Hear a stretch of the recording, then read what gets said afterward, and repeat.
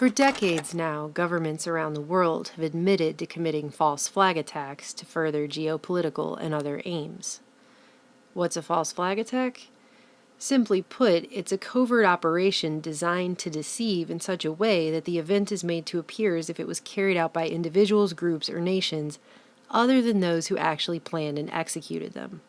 Many false flag attacks, including those perpetrated by the American government, have now been exposed, including Operation Northwoods. From the CIA and other places, secretly create terrorism in the United States. The documents actually said they had a very complex plan where they were going to take an aircraft and load it with CIA people who looked like college students, fly it over to have it take off from an airport in Miami with a lot of publicity, and then it would quickly, after it got into the air, land at a secret CIA base.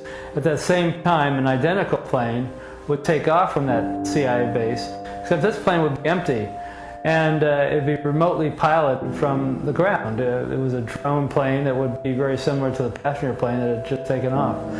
And once the plane was over Cuba, there was going to be a tape recorder that would have played a distress call to a microphone saying help were being shot at, and a few minutes later, once the plane was over the Caribbean Sea, after it passed over Cuba, it would have, somebody would have pressed a button on the ground, blowing up the plane, and they would have blamed Cuba for killing a plane load of American college students. The Gulf of Tonkin incident that spurred America's official entrance into the Vietnam War.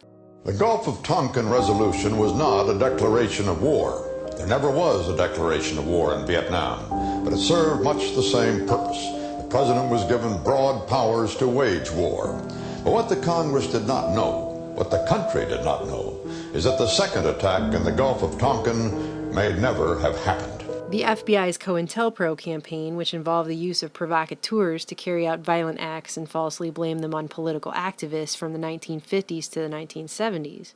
To the anthrax letters that began showing up in the mail in the wake of 9/11, ending in the death of Sun photo editor Robert Stevens. The Bush administration tried to pressure then FBI Director Robert Mueller to publicly blame the letters on bin Laden, despite the fact that it was well known the anthrax was a military strain, and even the FBI couldn't come up with a halfway plausible story of how guys in caves with box cutters could supposedly wind up in possession of weapons-grade anthrax. But what about all the false flags that the government hasn't admitted to yet? In light of Las Vegas, people have been asking, how do you know if an event is a false flag or not? Sure, just like many of you, I woke up this morning to the devastating news coming out of Las Vegas. Shocking and painful tragedy, this time in Las Vegas. Once again, people had gathered for music and fun, only to hear this. Instead, It was somebody shooting a fully automatic. People just started screaming and running. These shootings are just absolutely difficult, if not impossible, to defense against. Anytime you have a high-profile event that doesn't pass the sniff test, here are some red flags to look for that might denote a false flag event. First, you'll notice that it's such a high-profile event that it's all the mainstream media will talk about 24/7. We're going to take a moment here and we are going to kind of gather things and start off the top here at 1 o'clock with all the information that we know, because we know people are tuning in here and there, and they're turning on and they haven't quite heard everything and everything that they need to know. Creating a news bubble around the event as if it's the only thing going on in the entire world. Aftermath in Vinnerton proved so compelling for the vulture-like rolling news stations, they even filled airtime showing things that weren't happening yet. This type of incessant coverage has not only been proven to encourage copycat acts by the reverse glorification of mass murderers, which is well known to the mainstream media. This particular kind of media coverage of mass murder, I think there are three untoward effects. The first is copycat mass murderers. Repeatedly showing us a killer's face isn't news, it's just rubberneck. This sort of coverage only serves to turn this murdering little twat into a sort of nihilistic pin-up boy. But the repetitive emotional arousal of 24/7 news coverage of mass murders is known to cause psychological trauma and damage to the people who consume it. Terrorist event. Terrorists. Terrorist alert. Terrorist threat. Terrorist target. Terrorism. Terrorist attack. So many attacks. You saw it here live. At the very least, imparting a sense of learned helplessness in the viewers, which can further other aims. And what it all comes down to is the process of desensitization. And I think the most important factor here is we've all been desensitized. Number 2. You know it's suspicious when the police and the mainstream media almost immediately present a neatly packaged, comprehensive narrative, and within 24 hours it's case closed. You'll notice the media never questions the official narrative, even when there are obvious unanswered questions or blatantly conflicting eyewitness accounts. And even though the crime just happened, and it's perfectly obvious to anyone paying attention there hasn't been enough time to follow up on all the leads, you'll notice that any other theories that deviate from the official package narrative are denied airtime and discounted immediately, despite how compelling they are. Like, say, you probably never heard of the fact that the family of the San Bernardino shooters claimed they were framed for a false flag. Where the couple was found, from what I understand, is that they were handcuffed, lying face down in this truck, shot up. There's a lot of things that just don't make sense. Or the fact that many witnesses and even early media reports of the Oklahoma City bombing told of secondary explosive devices found in the Murrah Federal Building. The second explosive was found and defused. I think he said another bomb. Justice Department is reporting that a second explosive device has been found. They then found a third device, which was also larger than the first. Reports which were all discounted later in lieu of the official story. The media will also frequently discount stories of multiple shooters, or in the case of Oklahoma City, multiple bombers, sometimes correcting witnesses on air, or even cutting them off. How much shooting was going on and them not being taken down, and like I said, there's definitely someone on the ground. Did you have any friends at this concert? Is there anyone that you don't know? Humanly possible way that guy, that was the only shooter. If you were where we were and how we were hidden and the way they came in and herded us all out into the staff parking lot and then continued shooting into the staff parking lot. The Las Vegas Police Department is saying that they do believe that it is just one person at this point, but they believe that it came from the 32nd floor. I believe the way there was a lot of headshots. So the way a lot of people got headshots, and it was, like the guy, right. Yeah, we're gonna wind it right there. Number 3. You'll notice the suspects are usually either taken out or they commit suicide, making sure there's no one to prosecute and no trial, making it much easier to frame a patsy. I'm just a patsy. Number 4. Another red flag is that the suspects of these crimes usually have hardly any training, yet they're able to carry off grand attacks with amazing precision. It just doesn't make any sense. A good example of this would be supposed hijacker Hani Hanjour, who we are told flew a Boeing 757 into the Pentagon on 9/11 in a maneuver so tricky, some experienced commercial pilots say it's frankly impossible.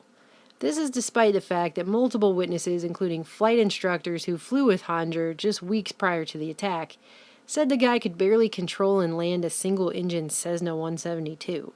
The FAA has still never explained how Hanjour was even able to obtain a commercial pilot's license to begin with, as most every flight school and instructor he worked with has come out on the record to say that he was a terrible pilot. They are known to have taken some flight lessons with small single-engine airplanes. None of them had ever flown a jet before in their life, let alone a large commercial airliner. Debunkers maintain that the terrorist had spent some time in flight simulators, and that the equipment they encountered in the Boeing cockpits on September 11 was similar to the simulators they had trained on. This is false. For example, the only simulator Hani Hanjour is known to have ever trained in is the Boeing 737, an airplane designed in the 70s, with a totally different cockpit from the 757 he is alleged to have hijacked on September 11.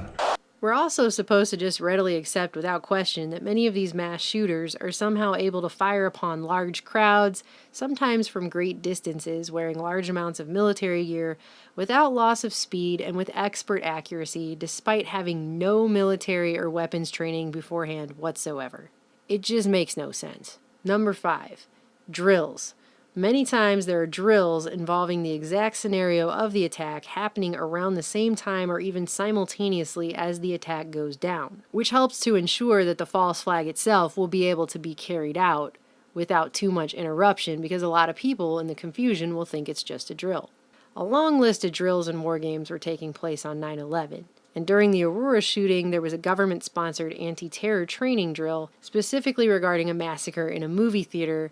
Not only was a drill going on during the Boston Marathon bombing, But pictures taken directly afterwards show crisis actors walking through the bomb scene looking totally confused, like this woman who comes out of a shop down the street from the finish line seconds after the bomb goes off with her leg already wrapped up as if she's hurt, then walks through the bomb scene with a look of horror on her face like she's confused.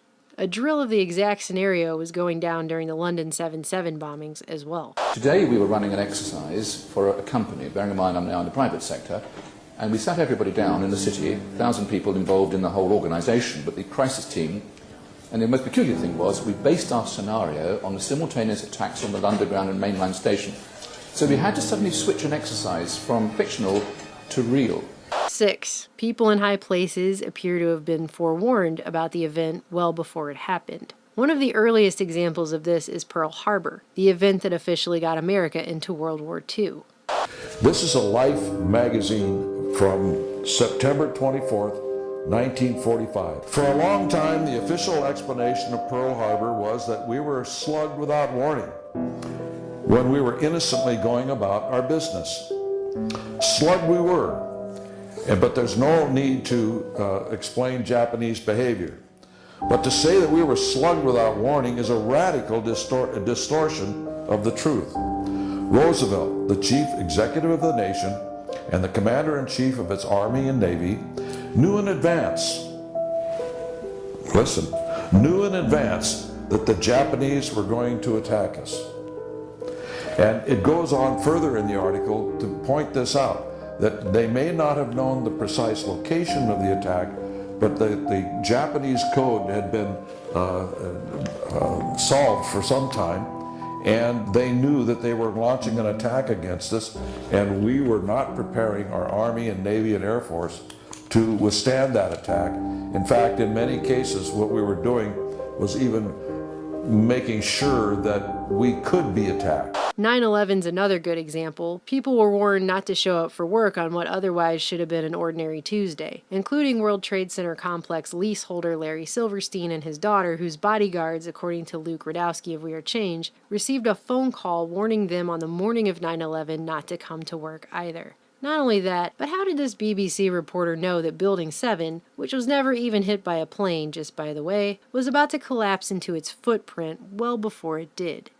And it seems that this was not a result of a new attack. It was because the building had been weakened during this morning's attacks. We'll probably find out more now about that from our correspondent, Jane Stanley. Jane, what more can you tell us about the Salomon Brothers building and its collapse? Well, only really what you already know. Details are very, very sketchy. There's almost a sense downtown in New York behind me, down by the World Trade Centers, of just an area completely closed off as the rescue workers try to do their job. As you can see behind me, the Trade Center appears to be still burning. We see these huge clouds of smoke and ash, and we know that behind that there's an empty piece of what was a very familiar New York skyline. Number 7. The accused has ties to military intelligence or intelligence agencies, including the FBI and the CIA. As activist post Brandon Turbeville points out, a connection to any one of these organizations and institutions may go some length in explaining how the attack was coordinated, the motivation of the perpetrators, the actual involvement or not of the suspects, and who actually directed the operation. The Tsarnaev brothers, aka the Boston Marathon bombing patsies, had been on the FBI's radar long before the attack, but it also later came out they had deeper ties to a covert CIA initiative in Chechnya. Many of the supposed 9/11 hijackers were also connected to the FBI and CIA beforehand. Accused Orlando nightclub shooter Omar Mateen was not only working for a high-level government defense contractor, but he too had long been on the FBI's radar and had in fact been introduced to FBI informants when he was followed and had all his communications spied on by the agency for 10 months in 2013. Number 8 involves mysterious witness deaths. In the 3-year period which followed the murders of JFK and Lee Harvey Oswald, 18 material witnesses died. 6 by gunfire, 3 in motor accidents, 2 by suicide, 3 from heart attacks, 1 from a cut throat, 1 from a karate chop to the neck, and only 2 were deemed from natural causes. By the end of the 70s, however, those mysterious deaths of JFK witnesses or people linked to the case was closer to 100. A little over a month after the Boston Marathon bombing, Special Agents Christopher Lorick and Stephen Shaw, two members of the elite FBI counterterrorism unit that arrested Dokar Tsarnaev, died by falling a significant distance out of a helicopter that encountered unspecified difficulties 12 miles off the coast of Virginia Beach. Multiple friends of the Tsarnaev brothers, including Tamerlan's best friend Brendan Mess, were also murdered in the weeks following the bombing. SEAL Team 6, the U.S. Naval Special Warfare Development Group that we're told took out Osama bin Laden in 2007 in a raid on his compound, despite the fact that bin Laden was reportedly a longtime CIA asset named Tim Osman, who had died in 2001 of a degenerative genetic disease known as Marfan syndrome that doesn't have a cure, with insiders claiming the U.S. government had just been waiting to wheel bin Laden's body out in whatever time would be most politically expedient, but that's another story for another time, so let's go back to SEAL Team 6.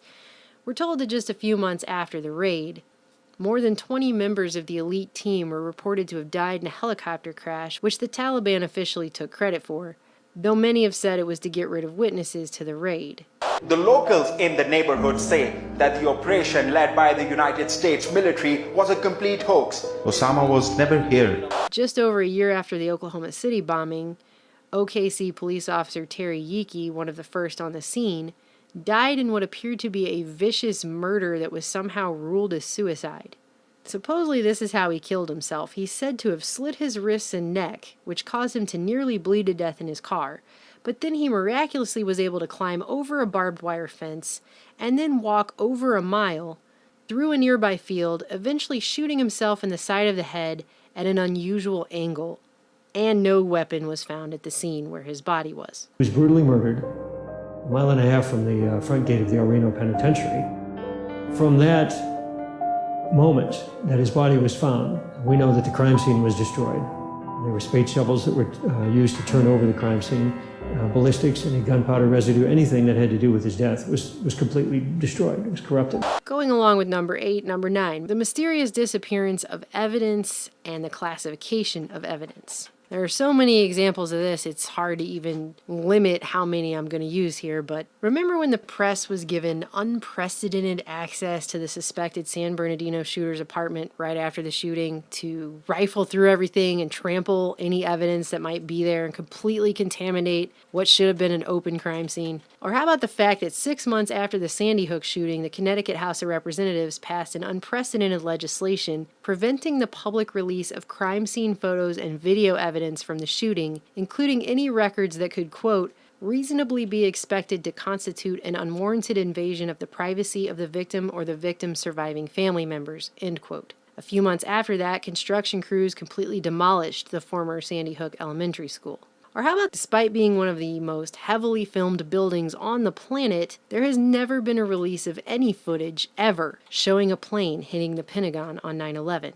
Just after the attack there, I remember clearly seeing clips on television of a line of people walking across the Pentagon lawn, picking things up with their bare hands, which not only goes against any real crime scene investigation protocol, but is something that doesn't even happen in crime scene protocol on television shows which aren't real, let alone at one of the most infamous crime scenes of one of the biggest crimes of the 21st century. It appeared that Boeing 757, the American Airlines jet, landed short of the Pentagon. Can you give us any better idea of how much of the plane actually impacted the building? You know, it might have appeared that way, but from my close-up inspection, there's no evidence of a plane having crashed anywhere near the Pentagon. The only site is the actual side of the building that's crashed in, and as I said, the only pieces left that you can see are small enough that you could pick up in your hand. There are no large tail sections, wing sections, a fuselage, nothing like that anywhere around, which would indicate that the entire plane crashed into the side of the Pentagon and then caused the side to collapse. Now, even though if you look at the pictures of the Pentagon, you see that the floors have all collapsed, that didn't happen immediately. It wasn't until almost about 45 minutes later. In the immediate aftermath, the World Trade Center debris piles were locked down, and 50,000 tons of mangled steel from the Twin Towers were sold at a discount of just $120 a ton and shipped to China, where they were quickly recycled. By September 29th, not even a month later, 130,000 tons of debris had already been removed from the site. Fire experts later told Congress that about 80% of the steel was scrapped without being examined because investigators didn't have the authority to preserve the wreckage. Or how about the fact in 2010 a judge held that CIA documents associated with the Oklahoma City bombing case would remain classified 15 years after the fact? Or the fact that they just keep pushing back the release date of some 6,000 JFK assassination documents, which supposedly will finally be released in 2028, but since they push it back every single time, we're not holding our breath. And finally, number 10, Cui bono, who benefits? Always ask who benefits. First, ask whether or not the official narrative has any obvious political advantages to the government. The ISIS and lone wolf terror narratives are at this point fear-based programming cues which urge the public to hand over more and more of their civil rights and freedoms while basically giving more power over to the government, while at the same time justifying more foreign intervention and empire-building wars. While they push emotional buttons, these narratives usually also push patriotic ones as well, which is another pro-government plus. Also, check if there was any pre-planned legislation that fits the event like a glove, and if that was already in the works. A good example is the way that 9/11 was used as justification to implement the Orwellian-named Constitution-burning Patriot Act, which had been written well before 9/11. Another benefit to many involved, 9/11 was also used to start an offensive, nebulous, and never-ending war on terror, which began in Iraq, a country that President Bush himself later admitted on record he had a really tough time connecting to bin Laden or the so-called war on terror. One of the hardest parts of my job is to connect Iraq to the war on terror. Although sometimes the benefit is as simple as flipping the script away from something the public at large was focused on that the establishment would like to make go away, and fast. Finally, look for financial beneficiaries, which include but are not limited to major banks, corporations, and defense contractors, as is the case in the underwear bomber Chertoff Group Rapiscan controversy, or the fact that Larry Silverstein had taken out a 99-year lease on the World Trade Center complex just 6 weeks before 9/11 and attempted to argue in court that the two planes hitting the towers constituted two separate terrorist attacks so that he could receive double the insurance payout. The list goes on and on and on here, way beyond the few examples of the many out there. But hey, at least this is a good place to start. No, it's a funny thing how certain things turn out to be fact in history books. Our government will lie, and that lie will become a fact.